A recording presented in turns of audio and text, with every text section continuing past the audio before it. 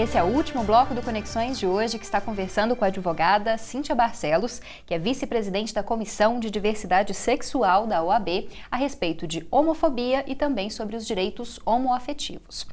Bom, Cíntia, recentemente foram retiradas do Plano Nacional de Educação discussões a respeito de gênero, também tentativas de se criar cartilhas falando sobre questões de gênero, homossexualidade, foram abortadas por certa dificuldade em lidar com esses temas. Como é que você entende essa questão de querer colocar na educação essas noções gerais sobre sexualidade e gênero? Isso poderia ser um ponto positivo para a diminuição do preconceito, da discriminação contra os homossexuais e também para aquelas crianças e adolescentes que às vezes se veem perdidas quando se percebem diferentes dos outros? Com certeza, a questão da educação é uma questão primordial quando se fala em preconceito. É lamentável o cenário brasileiro com relação à retirada das questões de sexualidade e gênero dos planos nacionais, estaduais e municipais de educação. Eu vejo essas questões com muito pesar, porque é na escola que a criança se sente mais vulnerável ao preconceito, onde é caracterizado o bullying, E a homofobia é uma das formas mais recorrentes de bullying hoje na sociedade. Então, é necessário essa abertura das escolas para falar sobre as questões de sexualidade como um todo. A gente sabe que a sexualidade ela é pouco falada, pouco discutida, e as questões realmente de gênero e orientação sexual não é uma ideologia de gênero, assim como se veiculou muito com essa discussão dos planos de educação. Não existe uma imposição para uma criança de um gênero ou de sua orientação sexual. A criança, o adolescente simplesmente se diz ser humano como qualquer outro e assume uma orientação, que seja ela homossexual ou heterossexual, condizente com a sua natureza. Ninguém força esse estado e por isso é lamentável essa retirada e essa discussão dentro da educação.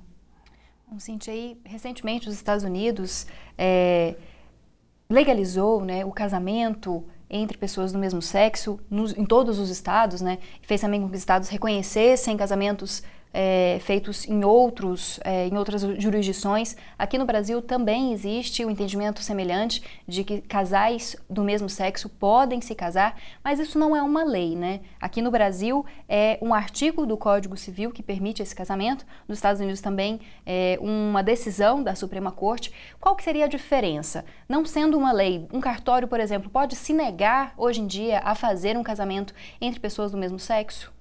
Hoje não, os cartórios eles têm a obrigação de fazer os casamentos entre pessoas do mesmo sexo, com a decisão do Supremo Tribunal Federal que reconheceu a união homoafetiva, equiparando ela em direitos e obrigações à união estável entre o homem e a mulher. Logo depois surgiram, por meio das corregedorias dos tribunais de justiça de vários estados do país, a autorização para esses cartórios fazerem os casamentos. E diante dessa movimentação, dessa necessidade de regulamentação, o Conselho Nacional de Justiça emitiu uma resolução, que é a Resolução 175 de 2013, proibindo que os cartórios se abstivessem de fazer os casamentos. O que significa isso? Os cartórios têm que fazer o casamento homossexual entre pessoas do mesmo sexo, da mesma forma do casamento heterossexual. Então, existe uma norma que não é uma lei, mas ela tem força de lei para que isso aconteça em razão da decisão do Supremo Tribunal Federal, que a decisão do Supremo Tribunal Federal é mais ou menos o que aconteceu nos Estados Unidos. Só que aqui, ao invés do Supremo Tribunal Federal reconhecer o casamento, foi reconhecida a união homoafetiva, que é a união estável entre pessoas do mesmo sexo, e se abriu uma lacuna, uma brecha, para que acontecesse os casamentos. E lá já se foi discutido diretamente a questão do casamento propriamente dito, que foi bastante relevante, que deu uma visibilidade às questões dos direitos homossexuais, principalmente dentro das redes sociais, de grande importância para a sociedade e no combate também ao preconceito, que a visibilidade faz parte disso também. Com a união homoafetiva reconhecida, casais que não têm um contrato, que não são casados, também têm os direitos reconhecidos em caso de separação, ou de morte de um deles, ou mesmo de guarda de filhos? Existe essa jurisprudência hoje também? Sim, a união homoafetiva, mesmo sendo formalizada ou não, ela traz essas características de ser sujeita de direitos e deveres.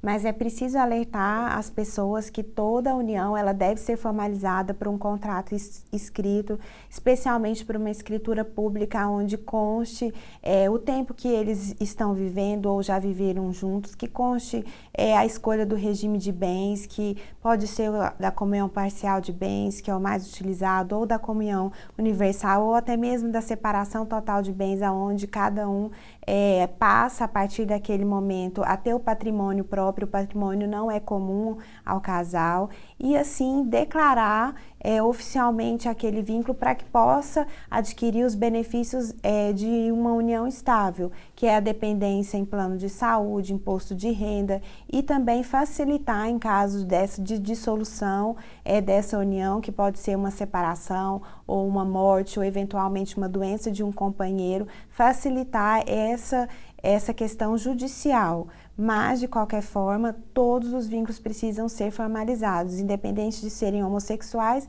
e heterossexuais. Só assim que os casais garantirão seus direitos e deveres.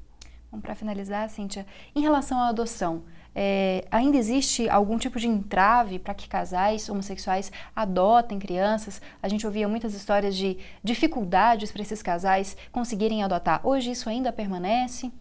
Na verdade, os casais homossexuais, a partir da decisão do STF também, podem se inscrever no Cadastro Nacional de Adoção e ter ali avaliado o perfil da criança que querem e poder sim adotar uma criança de comum acordo com o juizado e a justiça. Isso acontece nos juizados. É lógico que a fila de adoção e a forma como ela é trabalhada ainda, e os critérios ainda depende muito de cada juizado, mas na verdade se tem essa vantagem de que os casais podem sim buscar livremente a adoção e conseguir. Recentemente eu acompanhei um caso onde um casal eles adotaram 2 irmãos e o processo de guarda saiu em mais ou menos 6 meses e logo se efetivou a adoção desse casal homossexual com relação a essas 2 crianças. Elas têm hoje 7 e 11 anos. É possível até mesmo na maioria das vezes os casais buscam um perfil de crianças maiores e aí eles conseguem ter uma facilidade maior com relação à adoção.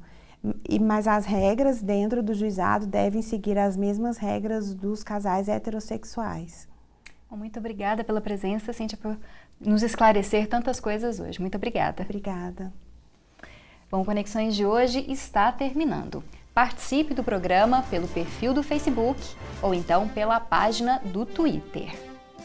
E você também pode enviar sugestões de pauta, perguntas, pelo e-mail jornalismo@tvufg.org.br ou pelo WhatsApp 9181 1406. E também pode assistir a todos os programas que já foram produzidos até hoje no blog do Conexões. Eu te espero na próxima semana.